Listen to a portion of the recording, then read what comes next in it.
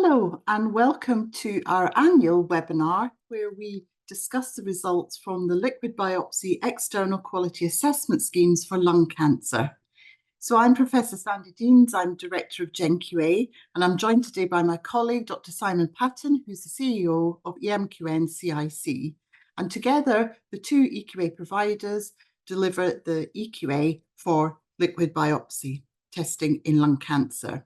So today we're going to discuss some of the results and the findings and observations from the 2023 EQA scheme. So next slide, please. So before we go into the details of the EQAs and the results, some of just general housekeeping issues. Your microphone's been automatically muted just so we don't have any background noise. We are recording this webinar and it should be available both on the GenQA YouTube channel and the EMQN YouTube channel, hopefully within the next couple of weeks, so you can revisit the webinar. And you can also submit your questions using the Q&A window, and we'll answer these offline after the webinar, and they'll be emailed out to all attendees. So next slide, please. So your feedback is incredibly important to us, and we actually do take it very seriously and review the feedback comments and the scores that you supply, so we can actually tailor future webinars to meet your needs. So thank you. If you could just take a little time after the webinar, you'll receive an email and a link to a short feedback survey, and we would really appreciate if you could complete that, which shouldn't take very long. Next slide, please. Disclosures. This is a non-promotional webinar organised and funded by AstraZeneca, and the views that we are sharing today are both from myself and Simon, and we've received an honoraria. Next slide, please.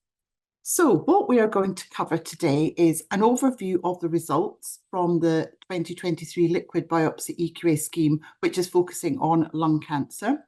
We're going to give some examples of the errors and the pitfalls that we've seen when we've been assessing the EQA, and also some guidance and practical solutions where may help where you have issues that have been identified in your laboratory or clinical service. We're going to give a bit of guidance more on reporting the results, and this is really pertinent when it comes to different clinical contexts whereby you will be performing liquid biopsy testing. And then, as I say, you've got an opportunity throughout the webinar to submit your questions in the Q&A box. So let's move on to the agenda in full then, and I'll now hand you over to Simon. Thank you very much indeed, Sandy. So good afternoon, everybody. Welcome to the webinar. It's great to have you on board, and we hope, obviously, that we can impart the knowledge from the last year's EQA to you, with some key learning at the end of it as well. So next slide, please. So just the first part of the presentation really is just to give you an overview of what we've been doing and why, and to set some context, and then a little bit of data really around the sort of participation figures from laboratories and what sort of test technologies are used. So if we look at the objectives and format of the EQA, I'm sure many of you are already very familiar with what we do, but certainly best to run over the key objectives. So our real first primary objective really is to assess the testing accuracy and clinical reporting of laboratories that are undertaking both EGFR, and that was mandatory in this EQA, and KRAS variant testing in the context of cell-free DNA in lung cancer, so liquid biopsy testing in lung cancer, essentially. We aim to make sure that our feedback to you helps you to make improvements to your service. So we provide you with a comprehensive assessment of your laboratory's performance in the EQA, and feedback, individual tailored feedback, expert commentary from assessors, bespoke to your laboratory's results, and more importantly also we give you an overview of the EQA itself, so a summary report that contains detailed information about the general performance of laboratories in the EQA and specifics around the context of the testing, etc., etc. So the format of the EQA, pretty similar to nearly all of them we provide. So we asking every participant laboratory to correctly determine the genotype of the sample provided. We ask you to interpret those results, the results you get from the analytical testing, in response to a clinical referral in a clear format. And of course, clear here means making sure that the clinician at the end user of the service can understand exactly what you're saying in your report. We also assess the use of standardized international nomenclature. Again, if you're comparing reports from different individuals, you want to be sure that you're calling apples that are apples and not apples versus pears. So identical versus non-identical. So standardized nomenclature is really important in the context of clinical reporting.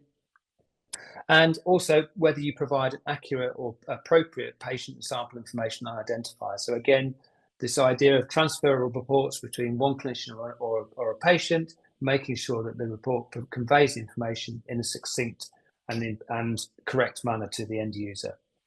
Next slide, please. So just a little bit about the participation figures. So we've been running this EQA scheme between EMQN and GenQA for the last 4 years. And you can see that the participant numbers have been gradually increasing over time. So we started out with 259. We now have 316 laboratories participated in 2023. Looking at countries of participation, so the numbers haven't changed vastly. We have about 55 or 54 labs, 54 countries represented in the participation figures from last year. And then when you look in the detailed data on the right-hand side of the figure, where the laboratories are actually coming from, you can see that the 3 main countries of participation are China, Italy, and Spain. But there are, as I said, 54 countries represented with varying degrees of participants within those countries. So I think it's true to say this is a global EQA with a global reach in terms of laboratory perspective. Next slide, please. So our EQA samples are manufactured by us to a custom specification by a provider in Germany, SensID. We provide the materials are manufactured under ISO 13485, so we've got good traceability, if you like, of the amount of DNA we add to every individual sample. So we provide you with 80 nanograms per mil of cfDNA in a 3 mils of artificial plasma. And the artificial plasma is important here because that allows us to ship these samples to you at ambient temperature and not using a cold chain storage approach. So no requirement for dry ice, important if we're shipping globally. All of our samples are independently validated. So the first round of validation is done by the manufacturer itself, and they validate for the specific variant of interest that we requested. In this case, it's in droplet digital PCR. But as per normal, we don't just rest on that data. We also independently validate the sample in 3 other laboratories prior to distribution of the sample to you, the end users, the laboratories that undertake the EQA.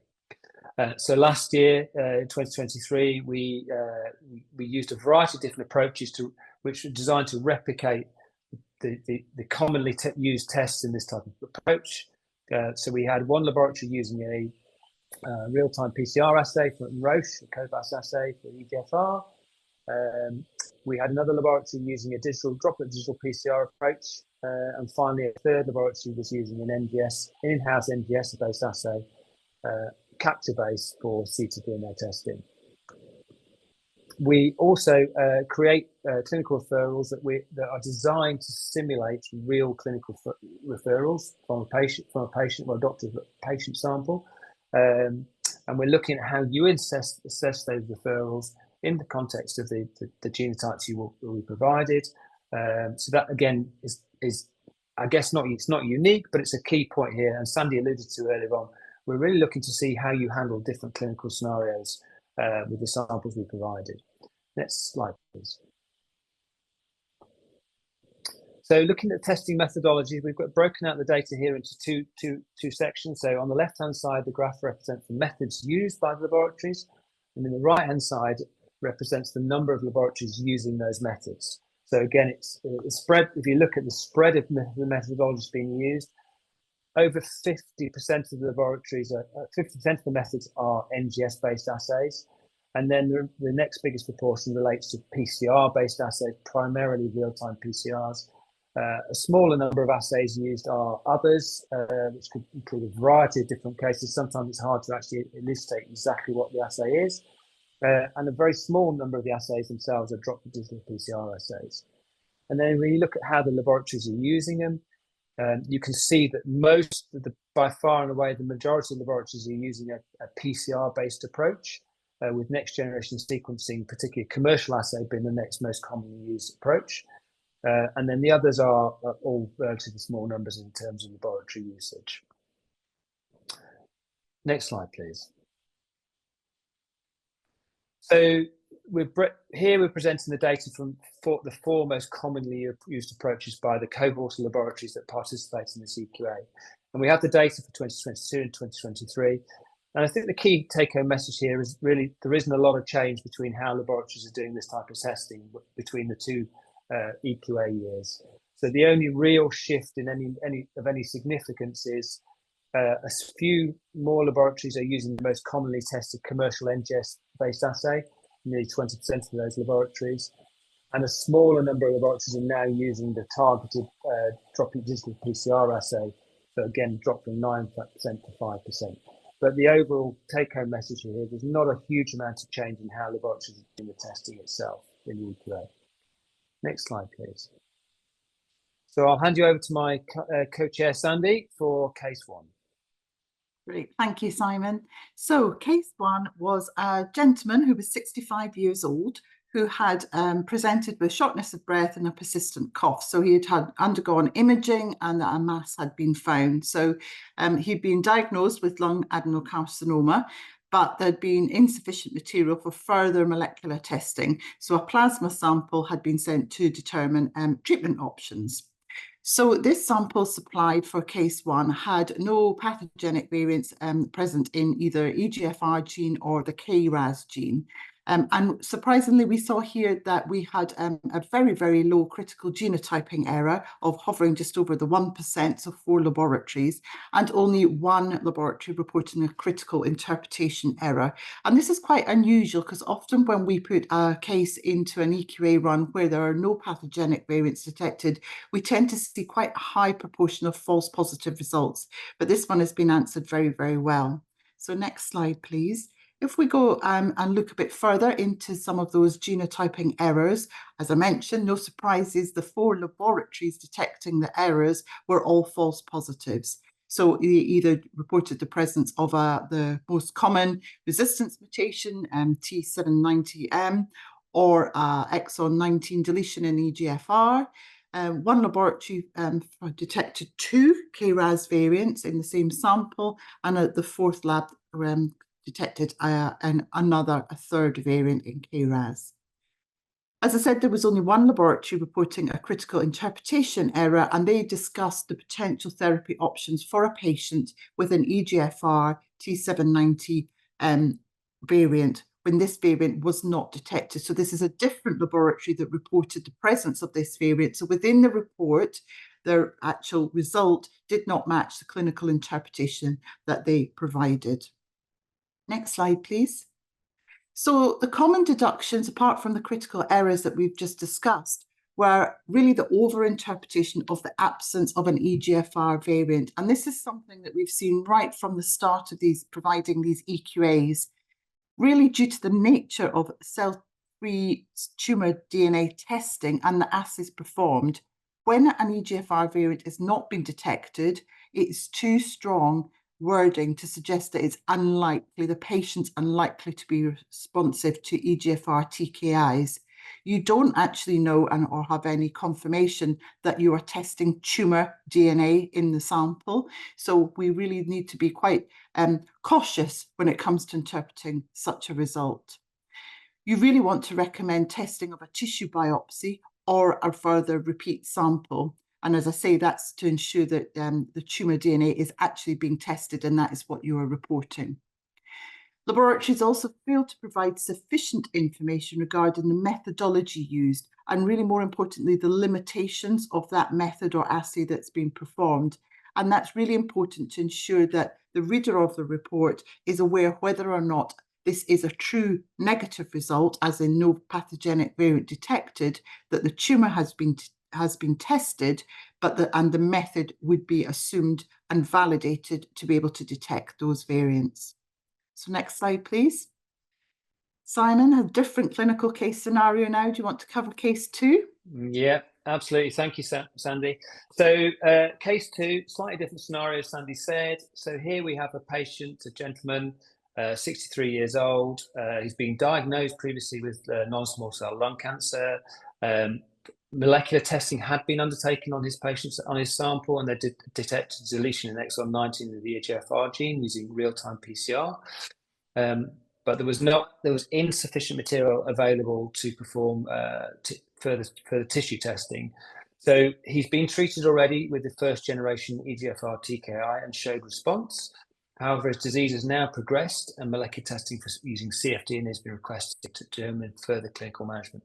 So in this case, what we have is a patient who has relapsed after treatment with a first generation TKI. In terms of expectations for results, so this sample contained 2 variants in the EGFR, pathogenic variants in the EGFR gene and none in the KRAS gene. So we were expecting laboratories to detect the original sensitizing mutation in exon 19, present at 2%, as well as a resistance mutation, the T790M mutation, present at 1%. So the 2 and 1% were the specifications we provided the manufacturer. You can see that from the participant data, we're getting very close. The laboratory is detecting very close to our expectations. So we're confident, obviously, that the samples have performed well and the variant allele frequencies were as expected. Looking at the genotyping errors, we had just over 5% of laboratories making a mistake, an analytical mistake in this case. So that's 17 laboratories that participated. And one laboratory also made an interpretation error as well, so just under 1%. Next slide, please. So looking at the critical genotyping errors, first off, you can see that the majority of the errors made by laboratories were false negative results. But if we take the false positives to start with, so we had 2 false positive results. So one laboratory incorrectly reported the presence of a different EGFR variant, and the other one incorrectly reported the presence of a KRAS variant. Looking at the false negatives directly, so we had 2 laboratories that didn't report either of the 2 EGFR variants. 3 laboratories reported the T790M, but didn't report the sensitizing mutation, the exon 19 variant.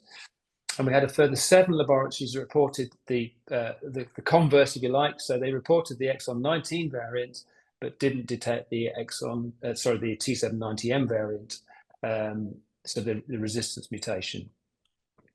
There were also a couple of laboratories that reported both false positive and false negative results. So one laboratory incorrectly reported an exon 20 insertion and did not report the presence of either of the validated EGFR variants. So a completely different EGFR variant was reported. And one laboratory didn't report the T790, did not report the T790 variant, and incorrectly reported the deletion as well. So it detected 2 variants, but it reported the wrong deletion. Finally, we also detected what's likely to be a clerical error in this case, but of course it gives the wrong result for the wrong patient. So the genotype was correct, but page 1 of the report stated that a completely different patient on it. So first look from a clinician, you would get the wrong result for the wrong patient. So in the context of this EQA, that was called was counted as a critical genotyping error. Next slide, please. Looking at the critical interpretation error, there was one, as we talked about before. So in this case, the laboratory didn't state that the T790M variant confers resistance to first and second generation TKIs, but sensitivity to third generation TKIs. So the take-home message here really is really important to understand what the variant is doing to the clinical context. So the interpretation of the previous variant was wrong in the context of what the actual variant was. So in this case, really, they should have been referring to the use of sensitivity to third generation TKIs, not sensitivity to first or second generation TKIs. So I guess the key take-home message here, the issues identified from this case, which is very common in the context of non-small cell lung cancer therapy, is understanding that the presence of the resistance variant indicates that the patient had an increased likelihood of obtaining benefit from a third generation TKI. Understanding the clinical context itself, so in this case, we provided you with a very clear clinical referral that the patient had previously been treated with first or second generation TKIs. So you need to ensure as a laboratory that you take that context into consideration. And another finding we still seem to see is the presentation of separate interpretations for the different sensitizing variants. So for the sensitizing variants, should I say. So splitting out the sensitizing versus the resistance variants, the interpretation associated with that. And it has great potential to cause confusion for the end reader. So our assessors are very clear that in this context, when you're trying to refer that information to a clinician, you need to summarize it all together, all your findings together, to make sure that the specific clinical context is and the impact of that on the patient is provided very clearly in one document that's easy to see in one go. So please do try to make sure that you summarize all the data together rather than splitting out the interpretation for the different variants. Next slide, please. I'll hand over to Sandy for the case 3. Thanks, Simon. So this was a gentleman, a 65-year-old gentleman who had been diagnosed with non-small cell lung cancer. But as with the other cases, there was insufficient tumour material for molecular testing. So we were referring for a plasma-based test. So this sample contained an EGFR exon 20 insertion variant and no pathogenic variants in KRAS. So this is one of the most common non-small cell lung cancer EGFR variants, in about 4%, the third most common mutation. So it really was a reflection of what would come through the door for a clinical service. However, we see here quite a high level of genotyping errors and interpretation errors, which we hadn't seen with the previous 2 EQA cases, so hovering about the 4% mark. But what we did see was the participants who were reporting the variant allelic frequency was very much in line with the expected value of 4%, with the participant mean around 3.3%. Next slide, please.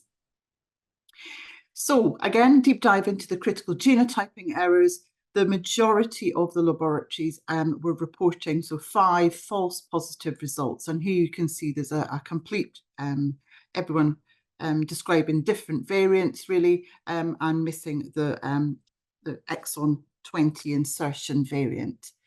We also had 6 laboratories with a false negative result. So here they did not detect or report the exon 20 insertion.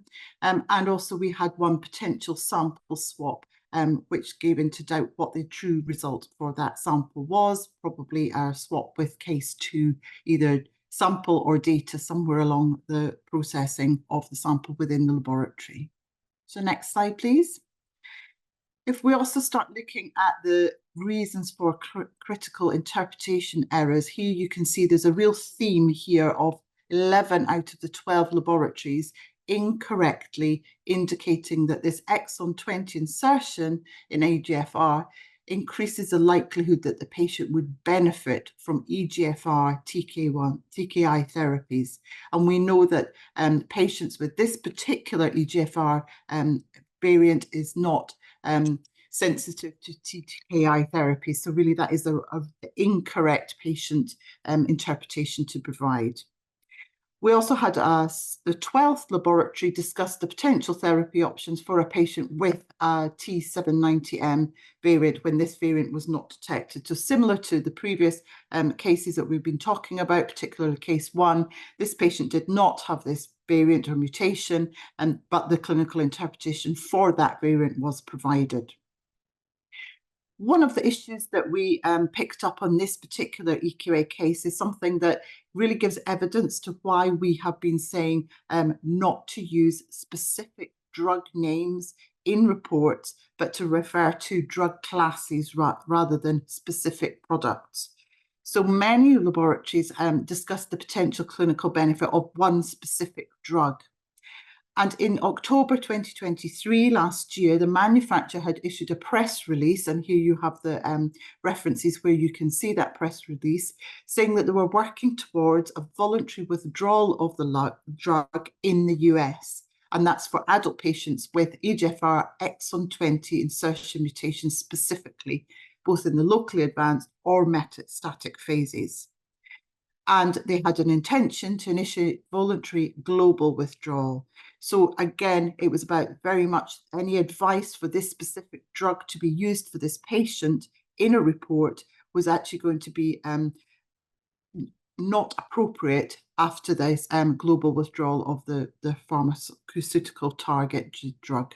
So again, as I say, a good example why you should not use specific drug names in reports, but refer to drug classes such as TKI therapies. So next slide, please. So another common issue that came up from this EQA case in particular was about one particular testing methodology. So 16 laboratories were either using the Oncomine lung cell-free total nucleic acid research assay or the Oncomine pan-cancer cell-free assay, and they all did not report the presence of this insertion 20 variant. However, there were also other laboratories that did use these assays and did report the presence of the variant. So because this is quite a large number, it sort of indicated that there may be a common theme as to why this was the case. So we did a bit more of a deep dive and some investigation. And we found that even though the region of EGFR, so exon 20, was included in the actual sequencing of the assay, it was not actually in the hotspot file required to call variant using the KIT bioinformatics. So it was present in the sample, it was detected by the actual wet sequencing, but the bioinformatics did not prioritize it and call it. So it shows there that you really need to understand the limitations of your bioinformatics, not just the limitations of the methodology itself. We also found, and that's probably reflected in the higher degree of genotyping errors here, was that many laboratories didn't provide sufficient information on the report to make it clear whether their assay would not or would detect all the variants in exon 20. So therefore, they received deductions from their interpretation scores because it was assumed that if it did not state in the report that they did not detect these variants, then they should have detected them. Therefore, due to the testing that they had performed, then they should have reported the presence of the exon 20 insertion. So again, it's very same really common theme: understand the limitations of your assay and make sure that it's stated very clearly on your report, so the reader of the report understands whether or not a variant could have been mixed just due to the testing strategy. So next slide, please. Simon's now going to come up with a couple of the observations from all of the EQA cases from this run. Simon? Thank you, Sandy. So yes, we've got a couple of slides now, really summarising sort of general observations from the EQA across the cohort of laboratories. And the first real observation is relating to the use of standardised mutation variant nomenclature. We have been advocating as EQA providers for a long time the use of standardised nomenclature. And this year, 6.3% of laboratories, so about 20 laboratories, received deductions for using either the incorrect use of the nomenclature or not using the nomenclature itself, which is considerably lower than previous years. 18% was what the figure was for last year. And I think it shows the growing trend, if you like, of laboratories being much more systematic in how they actually report variants moving forward. So it's really good to see. There's a real positive improvement and the EQA is definitely having an effect, I think, in that respect, and we're seeing much more use of standardised nomenclature. There are a few other take-home messages from it, though. So we still see quite a lot of laboratories only reporting the results at the amino acid level, but of course, in many cases here, we're using a DNA-based test. And the variants should really be described in the terms of the nucleotide changes that have been identified, and ideally with the predicted amino acid change as well. So we know that some commercial kits only provide results for the amino acid change, amino acid level, but it's quite often possible to determine the nucleotide change of some of the variants from either the literature provided with the kit or using an online tool, for example, such as Cosmic. So our recommendation is that, as and will always still remain, is it's important to include both. The DNA change should be on the report as well as the predicted protein change. So you should state where you should clearly state on the report where it's not possible to provide the actual variances after it's tested. But as I say, the data is now showing that many laboratories are really doing a much better job of that anyway. So it's becoming smaller in terms of a problem, but it's still, we still see it as a problem. Next slide, please. Another common observation with respect to variant nomenclature is really the use of laboratories using more than one reference sequence per gene. The guidance is really very clear that you should be only using one reference sequence per gene. Both EMQA support use of the main initiative, whether that be the main select or main clinical plus transcripts. We are pragmatic, I suppose, in our approach to this, because we do realise that the main initiative is really we've been pushing for many years the use of LRGs. So it's still perfectly acceptable for us for you to use the LRGs, even though these are no longer supported. But RefSec or ensemble transcripts are now what are specified by the main initiative and therefore now preferred. But don't forget, the whole idea here is to have either like more of a stable transcript associated with a particular gene. So the number of laboratories receiving deductions for not providing the right information in relation to reference sequences hasn't really changed between this year and last year. So 12.7% of laboratories received deductions for not including a reference sequence on their reports. A little disappointing to see, given the fact that there has been a significant improvement in the nomenclature used. But we will keep pushing and advocating the use of one reference sequence per gene. And of course, if you start to follow the main initiative, it now uses a main transcript associated with that. So we hope to see improvements of that in future years. Next slide, please. Another key trend, and Sandy kind of alluded to it again I think in case one, really, when we have provided a sample with no variants in it, is how laboratories report the limited detection. So again, we are looking at cfDNA, but therefore by its very nature, the amount of tumour DNA present in that sample is very low. And so how you report the limited detection of your assay is really important in this clinical context. So there were a large number of laboratories that failed to provide adequate details on the limitations of their assays, and inconsistencies in how if they did report it, how they actually measured that between in the report. So some laboratories either report copies per mil or a percentage, but of course these are not equivalent. So if we're looking at copies per mil, it will obviously give you an indication of the minimum number of copies of DNA the assay can detect, whereas the percentage value indicates the sensitivity of the assay in detecting a variant in a background of wild type DNA. So the two are different, and ideally your report should include both values as determined by your in-house validation and or verification process prior to the introduction of your test in the routine clinical use. So we would strongly advocate to laboratories to really try and get on top of the limitations of detection of their assay and make sure that they report that appropriately in their report. Next slide, please. Finally, we'd look at performance. Everyone's always interested in how it's going up between each different year. So the take-home message here is it is definitely improving. But there is still room for improvement. So on the left-hand side, you have the data for the scores associated with the 4 different years of scheme provision, 2020 to 2023, for the 3 categories that we assess, both genotyping, interpretation, and clerical accuracy. And if you remember back to the way that the EMQN and GenQA assess our reports and report them, we're giving laboratories a score out of 2. So 2 is perfect, and 0 is generally a critical error. And you can see that the mean scores over time have been improving. Certainly for genotyping, there's definitely been improvement. So we're getting closer to the magical 2. We never see the magical 2, of course. It's a mean score. The interpretation is obviously much more subjective and very much dependent on the clinical context that we provide in the cases that we give the laboratories. So we expect to see quite a lot more variability there, and we are certainly seeing that. There's also a context there of a language. We obviously require most laboratories report back in English, and of course that's not the native language of many laboratories. So we fully expect to see variability in the score for interpretation.